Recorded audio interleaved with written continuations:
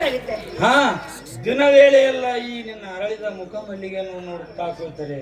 ಆಹಾರ ಬಟ್ಟೆಗಳೇನು ನಿನ್ನ ನೋಟದಿಂದ ಹುಟ್ಟುತ್ತವೆ. ಸಂಜೆ ಆಗಲಿದೆ ಎಂದು ಸೂರ್ಯನ ಪಶ್ಚಿಮಕ್ಕೆ ಜಾರುತ್ತಿದ್ದಾನೆ. ಅಲ್ಲ, ಒಂದ್ ದಿವಸ ಟ್ರೈ ಮಾಡಿ ನೋಡಿ, ಬೆಳಗಾಗುವಾಗ ನೋಡಿ ತುಂಬಿಲ್ಲ ಅಂದ್ರೆ ಹೇಳ್ತೀನಿ. ಬೇಡ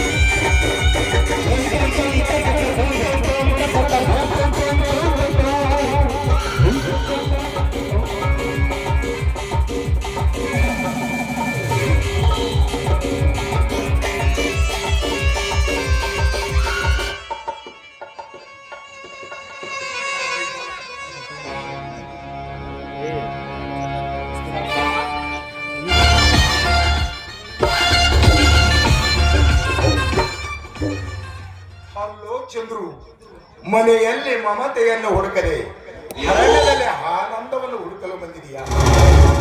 ಓ ಬನ್ನಿ ನಾಗರಾಜ್, ನಮಸ್ಕಾರ. ಕಾಡಿಗೆ ಕಟ್ಟಿಗೆ ಕಡಿದುಕೊಂಡು ಬರುವ ಹೊರಟಿದ್ದೆ. ಅಷ್ಟರಲ್ಲಿ ಇವರು ಬಂದ ಕಾರಣ ನಿಲ್ಲಬೇಕಾಯಿತು. ಚಂದ್ರು, ಇವರ ಪರಿಚಯ ನಮಗಾಗಲಿಲ್ಲ. ಇವರು ಮಂಜುಳಾ ಅಂತ, ನಮ್ಮೂರ ಶೆಟ್ಟಿಯವರ ಸಹೋದರಿ. ಸಂತೋಷ, ತುಂಬಾ ಸಂತೋಷ. ನಮ್ಮೂರ ಶೆಟ್ಟಿಗೆ ಇಂಥ ಸುಂದರವಾದ ಒಬ್ಬ ಸೋದರಿ ಬಳಸಿದ್ದು ನನಗೆ ತಿಳಿದೇ ಇರಲಿಲ್ಲ. ಇಷ್ಟು ದಿನ ಪಟ್ಟಣದಲ್ಲಿ ಪದವಿ ಪರೀಕ್ಷೆಗಾಗಿ ಅಭ್ಯಾಸ ಮಾಡ್ತಾ ಇದ್ರು. ಮೊನ್ನೆ ತಾನೇ ಅಭ್ಯಾಸ ಮುಗಿಸ್ಕೊಂಡು ಹಿಂದಿರುಗುತ್ತಾರೆ. ಎಲ್ಲಿ ನಾಗರಾಜ್, ತಾವೇಕೋ ಈ ಅರಣ್ಯದ ಕಡೆ ಬಂದಿರೋರು?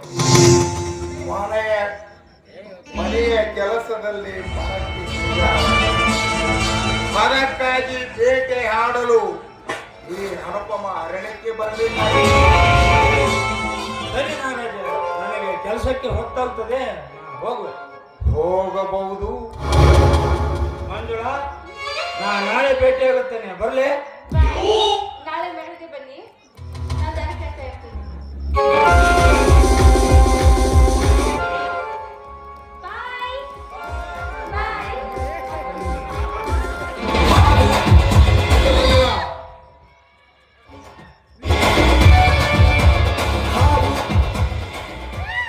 ಅವರೊಡನೆ ನೀವು ಹೊರಟಿರಲ್ಲ, ಏಕೆ? ನನ್ನೊಡನೆ ಮಾತನಾಡಲು ನಿಮಗೆ ಮನಸ್ಸಿಲ್ಲವೇ?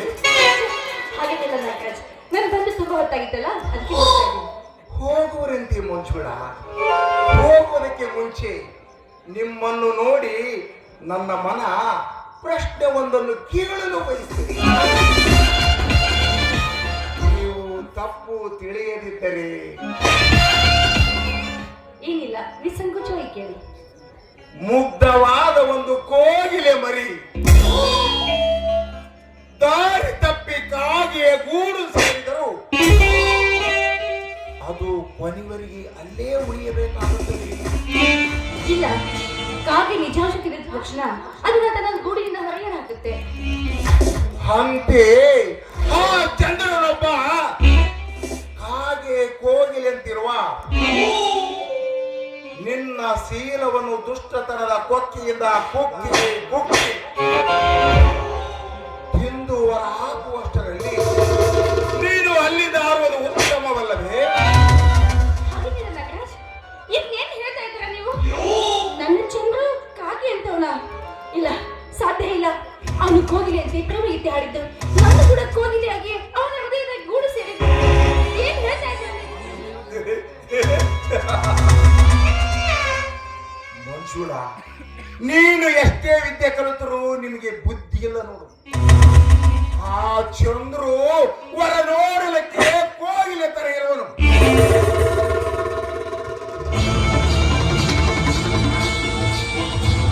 ಆದರೆ ಅವನ ಕೆಟ್ಟ ಗುಣಗಳು ಕಾಗೆಯ ಸ್ವರದಷ್ಟೇ ವಿಕಾರ. ನನ್ನ ಚಂದ್ರು ಬಿಳಿ ಹಾಲಿನಷ್ಟೇ. ನಾನೇ ಅವನ ಕಣ್ಣಾರ ಅವನ ಕೆಟ್ಟ ಕೃತ್ಯಗಳನ್ನು ಎಷ್ಟು ಬಾರಿ ಕಂಡಿದ್ದೇನೆ. ಬಂಗಾರದಲ್ಲಿ ಕೆಸರುಂಟೆ, ಬಡವರಲ್ಲಿ ಮೋಸ ಉಂಟೆ. ಮೋಸ ವಂಚನೆ ಎಂಬುದು ಶ್ರೀಮಂತರ ಗುತ್ತಿಗೆನಲ್ಲ ನೋಡು ಮಂಗಳ. ಅದೇನೇ ಇರಲಿ, ಸಕಾಲದಲ್ಲಿ ನಿಮಗೆ ಎಚ್ಚರಿಸಿರುವೆ. ಬೇಕಾದರೆ ಸಾಕ್ಷಿ ಕೂಡ ಬದಲಿಸುವೆ. ಸಾಧ್ಯವಿಲ್ಲ. ನನ್ನ ಚಂದ್ರು ಆ ಚಂದ್ರನಷ್ಟೇ ನಿರ್ಮಲ.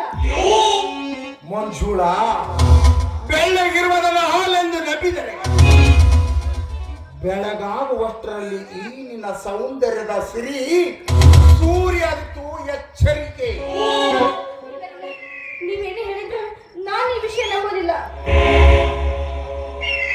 ನೀನು ನಂಬಿದರೆ ನನಗಾಗುವ ಲಾಭವಿಲ್ಲ, ನಂಬದಿದ್ದರೂ ನನಗಾಗುವ ನಷ್ಟವಿಲ್ಲ. ನಂಗೆ ಯಾಕೋ ತಲೆ ತುಂಬಾ ಬಿಸಿ ಆಗ್ತಾ ಇದೆ. ನಾನು ಮನೆಗೆ ಹೋಗ್ತೀನಿ. ನೀವು ಬರ್ತೀರಾ? ಬರೋಲಾಗುವುದಿಲ್ಲ. ಇನ್ನು ನಾನು ಬೇಟೆ ಆಡೋದೇ ಮುಖ್ಯ.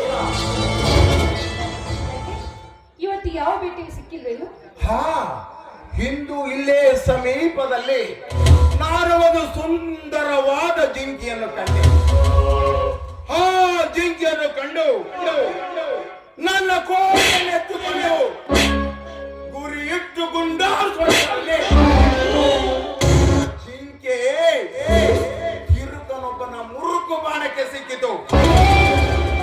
ಅವನಿಂದ ಬಿಡಿಸಿಕೊಂಡು ಉಪಚರಿಸಿ ಹೊರ ಹಾಕಿದ್ದೇನೆ. ನೋಡೋಣ, ಬದುಕಿದರೆ ಅದರೊಂದಿಗೆ ಚೆಲ್ಲಾಟ, ಸತ್ತರೆ ಅದರ ಮಾರಾಟ.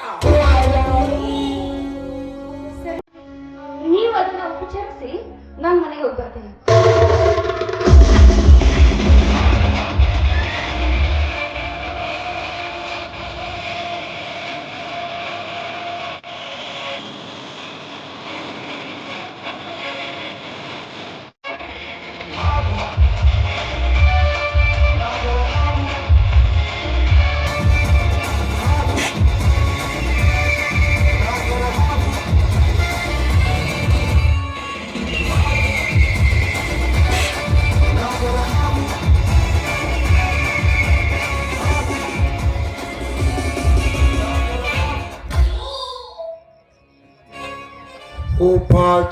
ಉಪಚರಿಸಬೇಕಂತೆ ನನ್ನ ನುಡಿಗಳಿಗೆ ಆ ಹೆಣ್ಣು ಜಿಂಕೆ ಯಾವಾಗ ಚಂದ್ರನ ಪರಿಶುದ್ಧ ಪ್ರೇಮವನ್ನು ಸಂದೇಹ ಪಟ್ಟಿತು,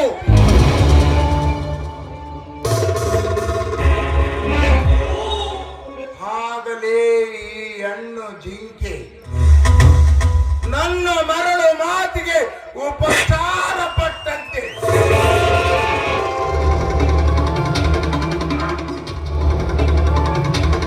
ಇಷ್ಟನ್ನ ತಿಳಿಯದ ಈ ಶಕ್ತಿಯ ಸೋದರಿ ನಿಜವಾಗಲು ಸೌಂದರ್ಯದ ಸಿರಿ. ಇವಳನ್ನು ಕಣ್ಣೊಡನೆ ನನ್ನೆದೆಯ ಮಿಡಿದಾಗರ ಎತ್ತಿ ತಲೆ ಆರಿಸುತ್ತಲಿದೆ. ನಾನು ಮನಸ್ಸು ಮಾಡಿದರೆ ಆ ಇಂದ್ರನ